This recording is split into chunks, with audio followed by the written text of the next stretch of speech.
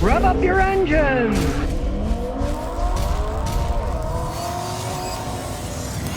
Now, when people naturally think of Saturns, they think of little Econobox, little bitty four-cylinder engine, took it to the grocery store and back.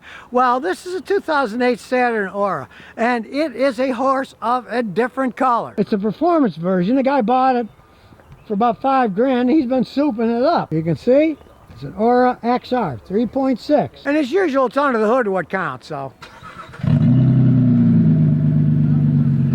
And check it out. He's even got lights in the exhaust. Give it a big rev.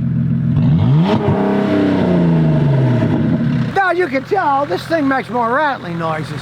The hydraulic lifters on these things, they always go. But it runs good enough you don't care, but that's what the noise is. Well, the valves are torn again, but they're not torn in for the Saturn. It's still running pretty good. And even back then, they put these stupid beauty covers on them. It's unbelievable, you know? You'd think people wouldn't want this stuff, but hey, at least check it out. The manifold's still made out of aluminum. That's not plastic yet. Now, people wonder what happened to Saturn. Well, it's kind of funny. A friend of mine moved to San Francisco, and he was the guy behind their ad company that we want to be your car company and then come visit the factory, which was outside of Nashville, Tennessee. But the company failed, not because really of the company, but because General Motors owned it, and they pretended it was an offshoot, but they didn't let them have full independence. And at the end, they were trying to sell it to Penske, which is a very big company. You sell those Penske trucks and stuff. Well, it's a huge company. But Penske said, we're not interested. And so they just shut the whole factory down. The main problem was GM. They got mad because people said, well, the Saturn's better than your cars. And then they started taking workers off the Saturn line and building parts in other places. And that just pretty much finished off the company. Originally, the Saturns did have poor quality. A friend of mine in Houston, strangely enough, her name was Linda Toyota. She was Japanese American, right? And she always drove Toyotas, but she thought, I'll buy American. So she bought a Saturn. Well, she bought one of the early ones with the four-cylinder, and the dash was glued in crooked. I said, what do you think of the Saturn? She says, oh, I'd say it's about 60% of my old Camry, but what the heck. She drove it and ran it for a while, but they did make them a little bit better as time went on.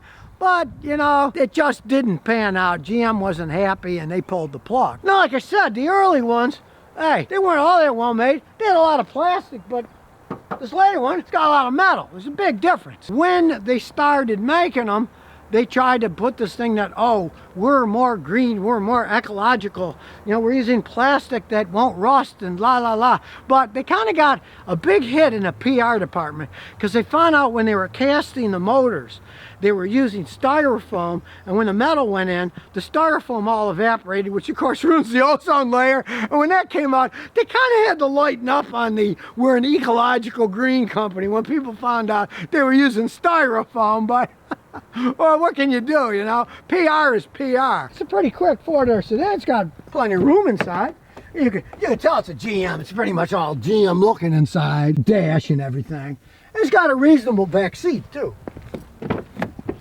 It's got room in it. He's got big subwoofers in the trunk. Now, being somewhat of a collector's item, he paid about $5 grand for this last year. So let's take it for a ride and see what he can do. We're going down the bumpy road in Rhode Island here, and we'll see. For an old car, really, it doesn't ride all that bad. I really don't notice the difference between this and the Acura I just tested out. And here we go. Step on that gas. Hey, that engine's got a nice sound to it. Hey, it's got decent pickup. Now here we go with the cutout. Now we have no exhaust. Yes, you only do that when the police aren't around. Now it's conked out on the road. We had some guys push it out of the way. We're going to figure out what's wrong. Well, it's low on oil, so we're going to put some oil on it. The temperature was getting hot on it. You got to watch on these things. When you use oil, you got to keep adding in. And he did come all the way from Buffalo to Rhode Island, so he needed to check it. He hadn't checked it yet. So in goes the oil in the rain. Well, it looks like we might have a blown engine here. We'll try it again.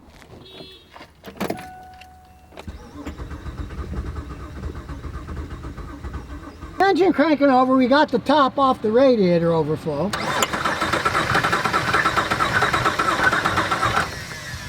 Well, there's no pressure coming out. It's not a big blow. So we're going to check with the oil. We take the oil cap off, put our hand on, and crank it over.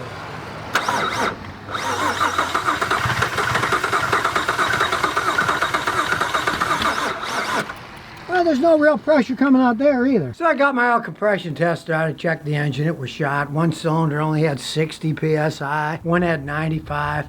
The engine was just worn out. So you learn two lessons here. Numero uno, if you want to buy a Saturn with a V6 engine, get the older ones that had Honda engines. They were excellent. The American V6s, they were kind of crappy. The bell tolls for these engines. And number two, if your engine's an oil burner like that one, make sure you check the oil all the time. It was 4 quarts low in oil, which led to the engine's demise. So granted, it was burning a lot of oil before then, so the engine was wearing out anyways, but it was finished off by lack of lubrication and it ruined the bearings, and then the engine just broke internally. If only Saturn had been nicer to Honda and they still let them use their V6 engines. Well, as they say, live and learn. Well, you can learn from other people's mistakes. Don't make the same one. Don't buy a Saturn with a GM-made V6 engine. But if you do have one, make sure you check and add oil all the time to make it at least last as long as it can. And here's some bonus questions and answers. Well, here we go with the continuing saga of electric cars. If you remember, a couple months ago, I made a video and I called out all the electric car manufacturers saying, give me one for a length of time to try out. I'll try it around the country. Try it locally. Try pulling stuff if it's a pickup truck. See how they actually work. You know what I've gotten response from them? Nothing. Now, I have almost 2 billion views on YouTube. You'd think if they had a product that they stood behind, they would get free PR. I don't do advertising, so they couldn't pay me. They don't pay me. They just have to give me the car to drive around for a while, or electric pickup truck. But I haven't got one single response from any of them. And you know why? Because they're afraid. They probably know they really aren't that reliable. They aren't that easy to drive cross country. They have all kinds of problems. And of course, realize they're built by what? Corporations, because they're dead from the neck up. They got to make decisions and give this guy a car. He might say bad things about us. Don't give him one. He might say bad things about us. Hey, I'm honest. I try stuff out. If it works, hey, if I see something I was wrong about, I'll say I was wrong about that. That works, you know. That doesn't work. As I expected, they haven't done anything because they're afraid that their electric cars don't work, that they will have problems, that their quality isn't that good. Driving them cross country is a pain in the rear end, and that in cold weather, they don't work all that well. They're just basically afraid of having somebody actually analyze it.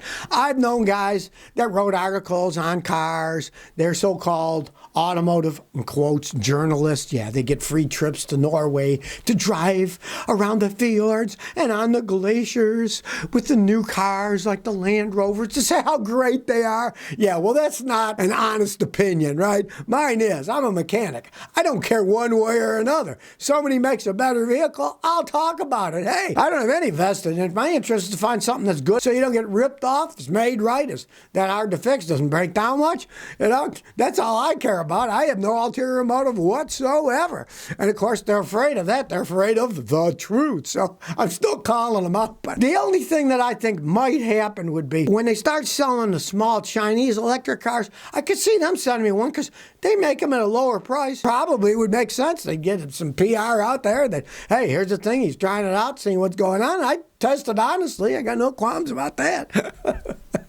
But as for the big ones, the American ones, and the Koreans, I haven't heard anything from any of them because, of course, they're shaking in their boots that somebody's actually going to try it out. Mechanic telling the truth about it. So listen to all the BS about electric cars are here now. It's the future. Yeah. Ha ha. If it is the future, it's going to be a pretty crappy future if you ask me. When it comes to transporting yourself long distances and not spending a fortune getting them repaired. And, of course, the price of them keep going up because the cost of nickel's up, the cost of lithium's up. They kept saying as time goes on, they'll get cheaper. No, they aren't. They're going to get even more expensive. And like in the case of Tesla, now they're using the cheaper batteries, but they don't have as long range. So they said, oh, well, they'll go further and further. They'll get cheaper. No, they're getting more expensive and they don't go as far. So if you never want to miss another one of my new car repair videos, remember to ring that bell.